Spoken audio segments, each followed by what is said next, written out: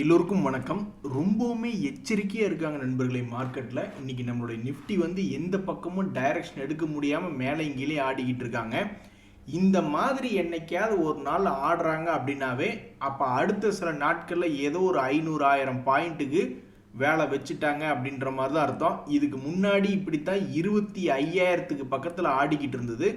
அதுக்கப்புறம் மார்க்கெட் 26,000க்கும் மேலே கொஞ்சம் தூரம் மேல் நோக்கி வந்தான். இப்போ கரெக்டாக 26,000ல் ஆடிக்கிட்டு இருக்கு. தம்பி நீ மேலே வந்துட்டா பரவாயில்ல, கீழே வந்துட்டீங்கன்னா சத்தியமாக எங்களால் தாங்க முடியாது தம்பி. அடாடா, இவங்க பஞ்சாயத்து முடிக்கிறதுக்குள்ள நம்மளுக்கு தலைவலியே வந்துடும் போல இருக்குங்க நண்பர்களே. இந்த ரஷ்யாவுக்கும் உக்ரைனுக்கும் அமைதி ஒப்பந்தத்தை ஏற்படுத்தணும்னு முதல்ல அமெரிக்கா ஒரு 28 பாயிண்ட் பிளானை கொடுத்தாங்க. இதெல்லாம் ஒரு பிளானா அப்படின்னு தூக்கி அமெரிக்கா மேலே வீசிட்டாங்க யூரோப்பியன் நேஷன்ஸ் எல்லாம். அதுக்கப்புறம் மறுபடியும் அமெரிக்காவும் உக்ரைனுக்கு ஒரு டிஸ்கஸ் பண்ணி ஒரு பிளானை கொடுத்தா அதை ரஷ்யா ஏற்றுக்க மாட்டேங்குது. ஆக மொத்தம் மார்க்கெட்டில் பணம் போட்டு வச்சிருக்கமே நாம தான் கண்ணீர் விட்டு அழுக வேண்டிய நிலையில் இருக்குது. ஸோ எது எப்படியோ இன்னும் மிக விரைவாக நல்ல செய்திகள் வந்துருச்சுன்னா பரவாயில்லையே அப்படின்ற மாதிரி தான் நண்பர்களே. இந்த உத்கர் ஸ்மால் ஃபினான்ஸ் பேங்க் அப்படின்ற ஒரு பங்கு, நினைப்பதெல்லாம் நடந்துவிட்டால் உலகில் தெய்வம் ஏதுமில்லை அப்படின்ற மாதிரி இந்த உத்கர் ஸ்மால் ஃபினான்ஸ் பேங்க் இப்போ ஒரு 16 ரூபா இருக்குது. அதில் என்ன ஒரு செய்திகள் நான் படிச்சுக்கிட்டு இருந்தேன் அப்படின்னு பார்த்தோன்னா, இந்த ஐசிஐசிஐ செக்யூரிட்டிஸ் இந்த ஷேரை பற்றி பேசியிருக்காங்க. இந்த உத்கர் ஸ்மால் ஃபினான்ஸ் பேங்க் அப்படின்ற பங்கு சமீபத்தினுடைய குவார்ட்டர்லி ரிசல்ட்டில் மிக கடும் சரிவு, 348 கோடி லாஸ் மேக்கிங்னு ரிப்போர்ட் பண்ணியிருக்காங்க. அவங்களுடைய சேல்ஸ் எல்லாம் என்பது ஒரு ஸ்டாண்டர்டாக இருந்துக்கிட்டு இருக்கு. இப்படி இருக்கக்கூடிய நிலைமையில் இந்த உத்கர் ஸ்மால் ஃபினான்ஸ் பேங்க் இருக்கிறதுலையே இயர் லோ, மல்டி இயர் லோவில் போய் விழுந்திருக்கா அப்படின்றதுல எந்த விதமான ஆச்சரியம் இல்லை. ஸோ இந்த வருஷ தொடக்கத்திலிருந்து இப்போ வரைக்கும் பார்த்தாலும் இந்த பங்கினுடைய அதிகமான டிரான்சாக்ஷன்ஸ் அப்படின்ற நடந்திருக்கக்கூடிய இடம் 20 ரூபாய் அப்படின்ற மாதிரி. ஸோ 20 ரூபாயை ஒரு சென்டர் பாயிண்ட்டை வச்சுக்கிட்டு இந்த பங்கு கீழே போய் விழுந்தா 0 ரூபீஸ், அதாவது இங்கிருந்து 20 ரூபாய்கள் தள்ளி இருக்கு. இதுவே 20 ரூபாயை சென்டராக வச்சுக்கிட்டு மேல் நோக்கி தன்னுடைய பழைய ஹையை போகுதுன்னா அந்த பக்கம் இது ஒரு 30 ரூபாய்க்கு மேலே ஏற வேண்டியது இருக்கு. அப்போ இந்த பங்கு இதை ஒரு சென்டர் பாயிண்ட்டை வச்சுக்கிட்டு இந்த வருஷத்தில் அதிகமாக வால்யூம் நடந்த ஏரியா 20 ரூபாய், இப்போ 16 ரூபாயில் ட்ரேட் ஆகிட்டு இருக்கு. அப்போ இந்த உத்கர் ஸ்மால் ஃபினான்ஸ் பேங்க் அடுத்தடுத்த நாட்களில் என்ன ஆகும் அப்படின்னு தெரிஞ்சுக்கிறதுக்கு ரொம்ப சுவாரஸ்யமாக இருக்குது. அதாவது ஏதாவது பெரிய ஆளுங்க ஏதாவது ஒரு பங்குகளை பற்றி பேசும்பொழுது அவனுடைய பேசிக் குவாலிஃபிகேஷன், ஏதாவது அதனுடைய ஸ்டாக் பி எப்படி இருக்குது, அதனுடைய கடன் என்பது ரொம்ப குறைவாக இருக்கா, டிவிடெண்ட் கொடுக்கக்கூடிய கம்பெனியா அப்படின்ற மாதிரிலாம் இருந்ததுன்னு வச்சுக்கிங்களேன், ரொம்ப பரவாயில்ல அப்படின்ற மாதிரி இருக்கும். யாராவது ஒருத்தர் பற்றி பாராட்டி பேசும்பொழுது அதுக்கு தகுந்த மாதிரி அவனுக்கு நடந்துக்கிட்டால் நல்லாயிருக்கும். இனி இந்த பங்கு என்ன செய்ய போகிறது?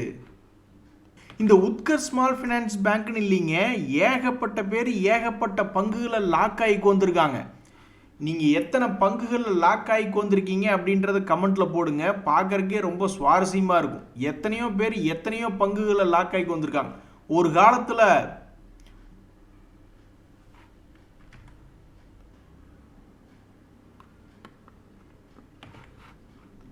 மூவேந்தர்கள் அப்படின்னு பேசிக்கிற மாதிரி இந்த எஸ் பேங்க்கு, ஐடியா ஷேர், சுஸ்லான் அப்படின்றதெல்லாம் இருந்தது. அதில் சுஸ்லான் 7 ரூபாயிலிருந்து 80 ரூபாய்க்கெல்லாம் அந்த லாக்கை ரிலீஸ் பண்ணி விட்டு மேலே போனவன் தான். அதுக்கப்புறம் இந்த எஸ் பேங்க்குமே சமீபத்தில் லோ லெவல்லேருந்து கொஞ்சோண்டு மேல் நோக்கி வந்தவன் தான். ஏன்னா அந்த ஜப்பான்காரங்க கூப்பிட்டாகோ அப்படின்ற ஒரு காரணத்தினால. இந்த ஐடியா ஷேர் மேலேருந்து கீழே இறங்கி ஏறி இறங்கிட்டு இருக்கானே ஒழிஞ்சு கீழேருந்து மேலே ஏறி இப்படி இறங்கி ஏறுறான்னா அப்படி பண்ண மாட்டேன்றாங்க. ஸோ இது மாதிரி எத்தனையோ பங்குகள் இந்த உத்கர் ஸ்மால் ஃபினான்ஸ் பேங்க்லேருந்து ஆரம்பித்து எஸ் பேங்க், ஐடியா, சுஸ்லேன்னு எத்தனை பங்குகள் எடுத்தாலும் லாக் ஆகி வந்திருக்கிறவங்களுடைய லிஸ்ட்டு தான் ஜாஸ்தியாக இருக்கே ஒழிஞ்சு அதிகமாக ரிலீஸ் ஆகி நான் வெளியே ஓடி வந்துட்டேன் அப்படின்ற மாதிரியான லிஸ்ட்டு ரொம்ப கம்மி. இன்றைக்கி கூட போய் போர்ட்ஃபோலியோ எடுத்து பார்க்குறோம். ஏண்டா என்னை பார்த்த, நீ எப்போ பார்த்தாலும் நான் சகப்பாதாண்டா இருப்பேன் அப்படின்னு பல்வேறு பங்குகள் இறங்கி கிடக்கின்றன. ஸோ நீங்கள் எந்த ஸ்டாக்குகளை லாக் ஆகிருக்கீங்க அப்படின்றத தெரியப்படுத்திங்கன்னா அந்த பங்குகள்லாம் எந்த மாதிரி அப்படின்றது தெரிஞ்சுக்கிறதுலையா அது ஒரு நாலேஜ் வரும். இந்த சமயத்தில் தான் உருப்படியாக இருந்தது அப்படின்னு பார்த்தீங்கன்னா இந்த எலக்ட்ரானிக்ஸ் ரிலேட்டடான செக்டரில் இருக்கக்கூடிய பல்வேறு பங்குகள், எலக்ட்ரானிக் மேனுஃபேக்சரிங் செக்டர் அப்படின்ற மாதிரி நம்ம எடுத்தோம்னு வச்சிங்களேன், அதில் இந்த டிக்சன் மற்றும் கெய்ன்ஸ் டெக்னாலஜி தான் முன்னணியில் நிற்கக்கூடிய சில கம்பெனிலாம் இருக்குது. அந்த மாதிரி முன்னணியாக இருக்கக்கூடிய கம்பெனியிலே திணறிக்கிட்டு இருக்கான், ரொம்பவுமே திணறிக்கிட்டு இருக்கான். இந்த கெய்ன்ஸ் டெக்னாலஜி எல்லாம் என்ன ஏறி வராத ஏற்றமா? அவன் பாட்டுக்கு 700 ரூபாய் எங்கே, 7000 ரூபாய் எங்கே, அவன் பார்க்காத ஏற்றமா? அவனுங்களே திணறிக்கிட்டு இருக்கானு. அவனால முடிஞ்ச ஒரே விஷயம், பல்வேறு அளவுகளில் எத்தனையோ பேர் போய் மாட்டியிருப்பாங்க, அவங்களையெல்லாம் ரிலீஸ் பண்ணி விட்டுட்டு கீழே விழுந்திருக்கான். இதுதான் இந்த கெய்ன்ஸ் டெக்னாலஜி சமீபத்தில் செய்த சாதனை. அதே மாதிரி தான் இந்த டிக்சன் டெக்னாலஜிஸ் அப்படின்றது, அவன் பண்ண சாதனை அதே மாதிரி தான். 2024 உச்சத்தில் யாரெல்லாம் மாட்டியிருந்தாங்களோ அவங்களையெல்லாம் போய் ரிலீஸ் பண்ணி விட்டு வந்திருக்கக்கூடிய ஒரு வேலையை மட்டும்தான் இவங்கனாலேயே பண்ண முடிஞ்சிருக்கு. எவ்வளோ பெரிய முன்னணி எலக்ட்ரானிக்ஸ் மேனுஃபேக்சரிங் செக்டரில் இருக்கக்கூடிய முன்னணி கம்பெனியினாலேயே லாக்கை ரிலீஸ் பண்ணி விட்டது ரொம்ப கம்மியாக இருக்குது. ஸோ இப்படி இருக்கக்கூடிய நிலைமையில் எத்தனையோ பங்குகள் இந்த மாதிரி பல்வேறு பணத்தை, எத்தனையோ லட்சக்கணக்கான கோடிக்கணக்கான பணத்தை லாக் பண்ணி உட்கார வச்சிருக்குது. அதில் நீங்களும் மாட்டிருக்கீங்களா? உங்களுக்கு ஒருத்தங்கூட இந்த மாதிரி லாக்கை ரிலீஸ் பண்ணி விட்றதுக்கு மேலேயே வரலையா? அப்படி இருந்தால் யார் அப்படின்றது தெரிய வருதுங்க. அதாவது நீங்கள் 10 வருஷத்துக்கு முன்னாடி லாக் ஆனாலாம் சொல்லக்கூடாது. போன வருஷம் உச்சத்தில் வாங்கியிருக்கீங்க, இப்போ வரைக்கும் மேலே வந்து லாக்கை ரிலீஸ் பண்ணியே விடல இந்த கும்பா குட்டி ஷேர் அப்படின்ற மாதிரி மன வருத்தமாக இருக்கக்கூடிய பங்குகளை பதிவிடுங்க. ஸோ இங்கேயுமே ஒரு மிக முக்கியமான விஷயத்தை நீங்கள் தெரிஞ்சுக்கணும். ஃபோக்கஸில் இருக்கக்கூடிய செக்டரில் இருக்கக்கூடிய கம்பெனிகள் கடைசிக்கு லாக்கையாவது ரிலீஸ் பண்ணி விட்டுருக்கான் ஒரு வருஷத்தில் அப்படின்ற உண்மையை நீங்கள் தெரிஞ்சுக்கணும்.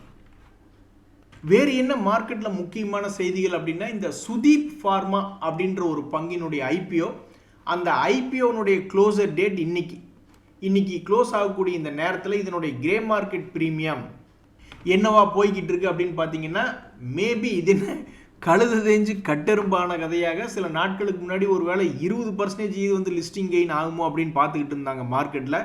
இப்போ நீ 12% ப்ளஸில் வந்து லிஸ்டிங் ஆனினாவே புண்ணியண்டா தம்பி அப்படின்ற மாதிரி இருக்குது.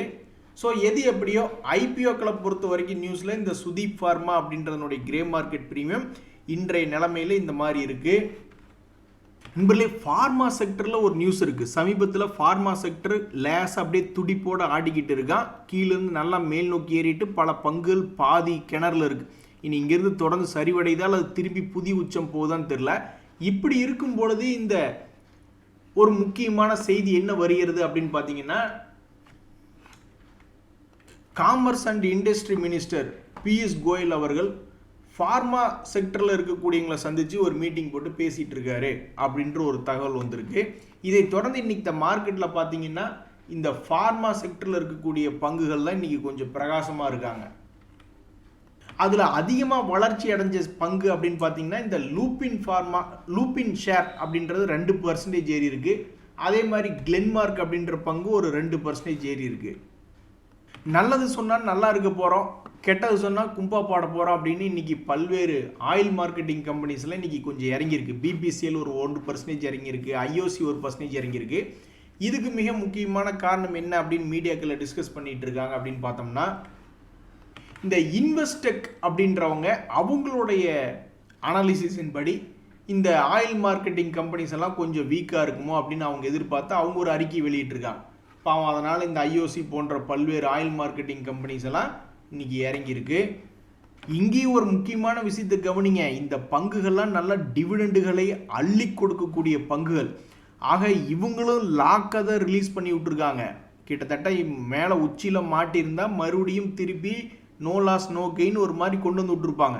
ஆனால் இந்த பீரியடில் இந்த ஒரு வருஷ கால அளவில் அவன் எவ்வளவு டிவிடெண்ட் கொடுத்துருக்கானோ அத்தனை டிவிடையும் சட்டப்பையில் வந்து விழுந்திருக்கும். ஆனால் பாருங்க தம்பி, மனசெல்லாம் புண்ணா இருக்குது அப்படின்ற மாதிரி சில பங்குகள் இறங்கிட்டு ஏறாமையும் இருப்பான், டிவிடெண்டும் கொடுக்காமல் இருப்பான். இந்த ரெண்டுமே பண்ணாமல் இருக்கிறவங்களை வச்சுக்கிட்டு என்ன பண்ணுறது அப்படின்ற மாதிரி. இந்த ஏடபிள்யூஎல் அக்ரி பிஸ்னஸ் அப்படின்ற பங்கு இன்னைக்கு திடீர்னு மார்க்கெட்டில் எல்லாரும் என்னைய பாருங்க அப்படின்ற மாதிரி 5% இறங்கியிருக்கு. உங்களுக்கு தெரியாதில்ல, சமீபத்தில் அதானி குரூப் வந்து சில பங்குகளிலிருந்து வெளியே வந்திருந்தாங்க. அதில் இந்த ஏடபிள்யூஎல் அக்ரி பிஸ்னஸ் அப்படின்றது ஒன்று. அதுவும் இல்லாமல் அவங்களுக்கு பண தேவை அதிகமாக இருக்கிறதுனால ரைட்ஸ் இஷ்யூலாம் இஷ்யூ பண்ணுறாங்க அப்படின்றலாம் கேள்விப்பட்டிருந்தீங்கல்ல. ஸோ இவங்க அதானி குரூப் இந்த ஏடபிள்யூஎல் பிஸ்னஸ் விட்டு வெளியே வந்த பிறகு இன்றைக்கும் ஒரு பிளாக் டீல் நடந்திருக்கு. அவங்க கம்ப்ளீட்டாக வெளியே வந்திருக்காங்க. அப்படின்ற ஒரு தகவல்னால வெளிந்திருக்கு. அதாவது நண்பர்களே, யாரோ ஒருத்தர் விற்கிறாங்க, வேற ஏதோ ஒரு குரூப் வாங்குறாங்க. என்ன நம்பிக்கையில் விற்கிறாங்க ஒருத்தர் அப்படின்னா, ஏதோ ஒரு அவங்களுக்கு பண தேவை அல்லது கீழே இறங்கிடுமோன்னு நினச்சி விற்கிறாங்க. வேற ஏதோ ஒரு குரூப் வந்து இல்லை இது வந்து விலை ரொம்ப கம்மியாக கிடைக்கிது ஏறுமோ. இப்படித்தான் ஏஷியன் பெயிண்ட்னு ஒரு பங்கு, அது கடும் சரிவில் ரிலையன்ஸ் குரூப் வித்துட்டு வெளியே போனாங்க. அவ்வளோதான், எல்லாம் முடிஞ்சு போச்சு அப்படின்னாங்க ஏஷியன் பெயிண்ட்ஸ். ஆனால் ஷேர் மார்க்கெட் வேறு மாதிரி சிந்திச்சு கடைசியில் அவனை அங்கேருந்து 30% பக்கம் ஏற்றி விட்டுருச்சு.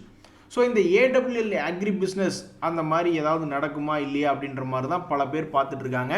தற்போதைக்கு மல்டி இயர் லோ அப்படின்ற மாதிரி பாவம் ட்ரேட் ஆகிக்கிட்டு இருக்கு. இந்த பங்கினுடைய Q2 ரிசல்ட் அப்படின்றத பொறுத்த வரைக்கும் அவன் ப்ரீவியஸ் குவார்ட்டரை விடவும் அதிகமாக லாபம் என்பது பண்ணி தான் காமிச்சிருக்கான்.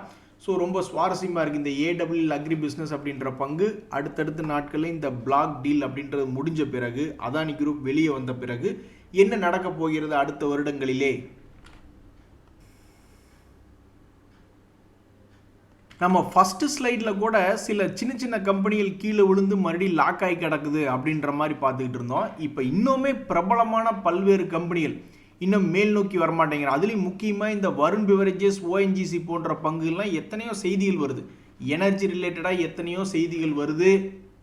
அதுவும் இல்லாமல் 200 days மூவிங் ஆவரேஜை தாண்டிய பங்குகளினுடைய லிஸ்ட்டில் இந்த ஓஎன்ஜிசியும் இருக்குது. இந்த வருண் பிவரேஜஸ் இப்போ கூட சமீபத்தில் ரிசல்ட் கொடுத்த உடனே டக்குன்னு 5% மேலெல்லாம் ஒரு முறை ஏற்றி காமிச்சாங்க.